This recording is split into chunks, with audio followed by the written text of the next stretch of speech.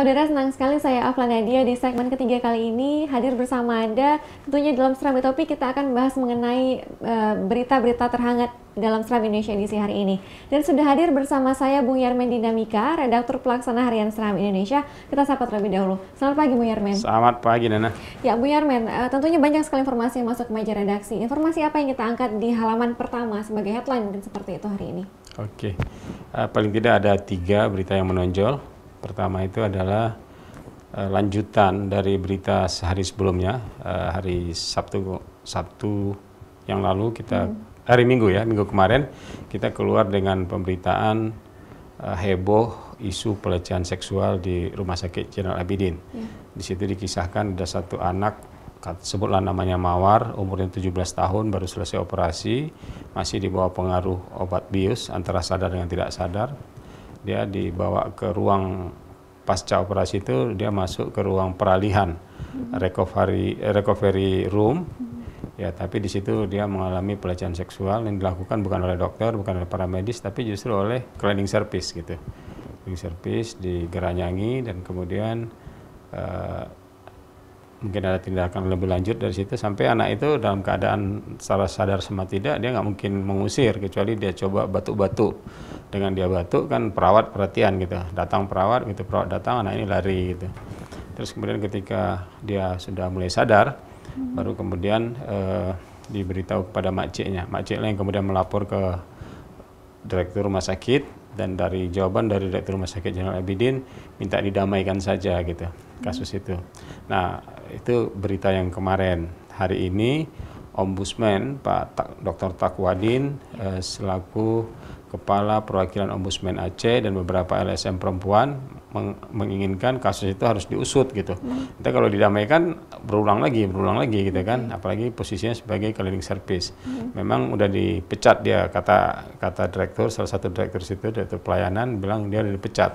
Tapi dengan kemampuan dia pandai ngepel, pandai nyapu, ya namanya cleaning service, dia mudah betul diterima di tempat lain nanti kan, rumah sakit mana atau tempat lain. Nah, kalau tidak diberikan efek jera, tindakan yang menimbulkan efek jera kepada dia bisa ngulang lagi gitu. Jadi oleh karenanya mulai dari Ombudsman dan beberapa tokoh perempuan menyuarakan supaya kasus ini jangan didamaikan, tetapi justru diusut dan anak itu ditindak gitu.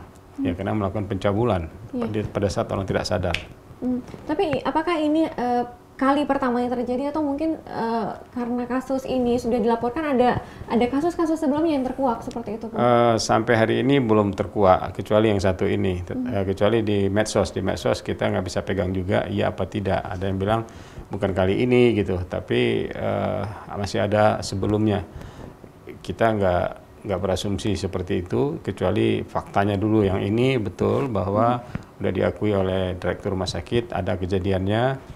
Dan makcik dari korban, makcik dari Mawar namanya Ayu juga mengakui bahwa ini sudah terjadi, dan kemudian mereka inginkan anaknya udah dikenal, pelakunya udah dikenal kan. Hanya saja anak ini belum ditindak, belum diapa-apain. Kalau dia dari umurnya udah memenuhi syarat sebagai calon tersangka karena umurnya 19 tahun. Korbannya yang dianggap masih anak-anak kan, karena umurnya 17 tahun. Kalau di bawah 18 tahun itu masih digolongkan anak, dan bukan hanya kena dalam pasal-pasal pencabulan yang ada di KUH pidana, bisa juga kena dengan Undang-Undang Perlindungan Anak yang ancaman hukumannya sampai 15 tahun penjara gitu deh. Ya, tentunya juga informasi ini masih akan terus kita ikuti. Bagaimana proses perjalanannya seperti itu yang akan terus diinformasikan Serambi Indonesia kepada pembaca harian Serambi Indonesia. Sampai anak itu ditahan gitu. Sampai nanti akan ditahan. Itu berarti akan terus kita ikuti. Akan terus kita beritakan kepada pembaca setia. Informasi lainnya juga Bu ya, cukup menarik hari ini. Iya, ditemukan satu bunker kecil yang berisi digunakan oleh pemiliknya sebagai tempat penyimpanan sabu-sabu. Itu ditemukan di sebuah lorong Barona di Hagu Tengah, Kota Loksmawe. Seorang pria yang diinisialkan namanya, masih pemuda, dicurigai oleh warga sebagai pengedar. Terus karena masyarakat setempat tidak ingin kampungnya dinodai, melapor kepada polisi. Akhirnya polisi datang menggerebek. Ketika digerebek nggak ketemu apa-apa gitu. Akhirnya masuk ke kamar. Di bawah kamar itu di dalam kamar ada ranjang. Di bawah ranjang diperiksa. Ada kotak segede kotak sepatu. Terus ketika digeser, ketahuan di bawahnya ada lubang digali, di situ ada plastik, dan di dalam itu ada beberapa buah plastik yang isinya nggak kelihatan lagi itu sabu-sabu kecuali serpihan-serpihan kecilnya gitu, partikel-partikelnya, menandakan bahwa tempat itu memang pernah digunakan, hanya saja sabu-sabunya sudah terjual habis gitu. Jadi yang bersangkutan sudah ditahan dengan indikasi bahwa kecurigaan masyarakat betul adanya, dan buktinya kenapa harus dia gali, ada bunker di bawah ranjangnya, dan mungkin sedang ditelusuri kemana-mana selama ini dia pernah menjual. Mungkin kalau saksinya orang yang dijual, orang yang membeli sabu-sabu dari dia nanti udah ketangkap, itu akan jadi matching ya antara apa yang diakui dengan yang diakui juga oleh pihak pembeli gitu. Tapi bisakah kemudian ini dianggap sah seperti itu ketika tidak ada lagi barang bukti? Ya paling tidak dia udah ngaku, ketika dia mengaku udah ada satu barang bukti. Terus kemudian kalau aparat bisa membuktikan bahwa plastik-plastik yang ada partikelnya itu adalah sabu, nggak mesti dilihat kilogramnya atau atau onsnya, bahwa itu adalah sabu, nanti ditelusuri dengan cara kemana dia pernah jual gitu. Ketika penjualnya kemudian bisa diciduk atau diamankan atau ditahan, dan dia memberi pengakuan betul pada tanggal sekian saya pernah beli, akhirnya saya konsumsi, atau saya beli, saya kasih ke orang lain, nah itu sudah cukup menjadi bukti kedua dari peristiwa perbuatan hukum memiliki atau mengedarkan sabu-sabu yang dilakukan oleh si tersangka ini. Dan ini juga tentunya membuktikan bahwa ternyata di Aceh masih banyak sekali peredaran narkoba seperti itu yang beredar secara luas, mungkin seperti itu yang masih harus diusut tuntas oleh pihak kepolisian. Ya, Lok Sumawe tergolong rawan, dan yang paling rawan itu adalah Biren sebetulnya.